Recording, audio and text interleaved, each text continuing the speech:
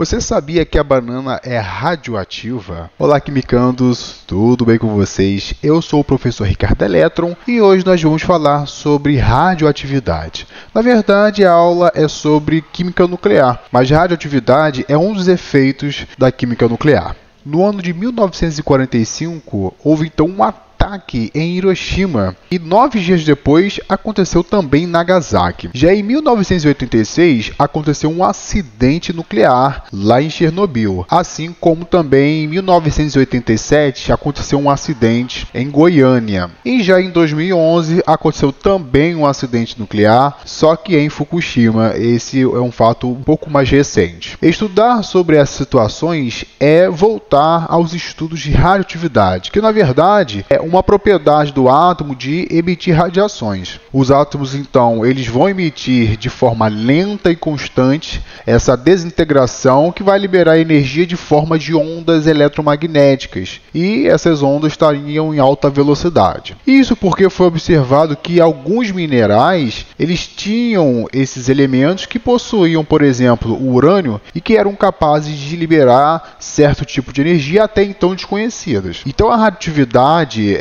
por fim, ela é uma área de estudo onde há uma desintegração de forma espontânea ou até mesmo provocada da matéria para a emissão dessas radiações. E em se tratando de radiação eletromagnética, vale revisitar ao espectro eletromagnético, onde nós temos então a frequência dada então da forma de Hertz e até mesmo nanômetros para compreender o tamanho desta onda e assim entender como é o comportamento daquela onda. Lembrando que da faixa de 700 a 400 nanômetros existe o espectro visível, estão relacionadas às cores. Antes de 400 nanômetros e depois de 700 nanômetros, nós temos comportamentos nos quais nós não conseguimos ver, como por exemplo os raios X, os raios gama, os raios ultravioleta, infravermelho e até mesmo as ondas longas de rádio, que esses por sua vez são mais radioativos. Então, o que acontece em se tratando de estrutura química? É bom lembrar que as reações que acontecem no núcleo são chamadas de fusão e fissão nuclear. Já na eletrosfera, são as reações químicas. Então, por exemplo, combustão é um exemplo de reação química que acontece na eletrosfera, assim também como a fermentação. Todos os tipos de reações químicas acontecem na eletrosfera. Fusão e fissão acontecem no núcleo. Existe também um parâmetro que é chamado de curva de estabilidade. Essa curva de estabilidade, ele vem apresentar então núcleos que, por exemplo, possuem número par de prótons e de nêutrons e que são considerados como estáveis. Ou seja, núcleos com número par de prótons e nêutrons são considerados estáveis,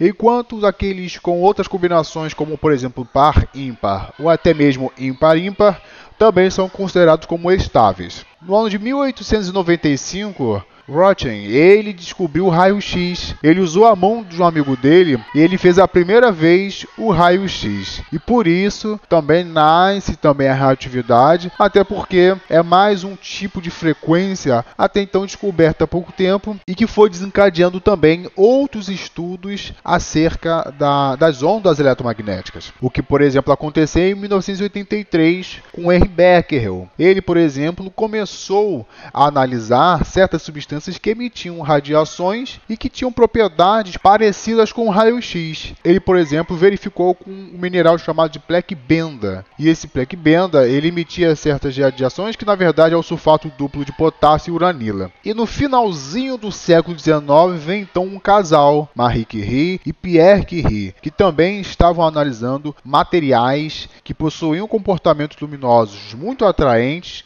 e, por isso, eles descobriram dois elementos, o polônio e o rádio. Polônio, vale dizer, que é homenagem à cidade natal de Marie Curie. Então, muitos desses minerais são largamente utilizados na medicina nuclear hoje, por exemplo, como a aplicação do tecnécio, muito utilizado. A partir da radioatividade também foi muito importante para a compreensão da datação por radiocarbono, que é uma técnica muito utilizada ainda hoje para datar cerâmicos ou até mesmo ossos, justamente por datação por radiocarbono. Isso acontece, por exemplo, com ostras, acontece também num período histórico chamado de sambaquis, e também muito utilizado na arqueologia, assim também muito utilizado para tratar de ossos de mamute ou até mesmo de outros seres historicamente que viveram na Terra. Existe uma técnica incluída que é o acelerador de partículas, a espectrometria de massa. Com base na datação por radiocarbono, pequenos uma pequena amostra desse material e no instrumento ele recebe então tratamento adequado para que consigamos compreender qual seria a estimativa da datação para aquele material, um osso, até mesmo um livro, um cerâmico, a partir do acelerador de massas.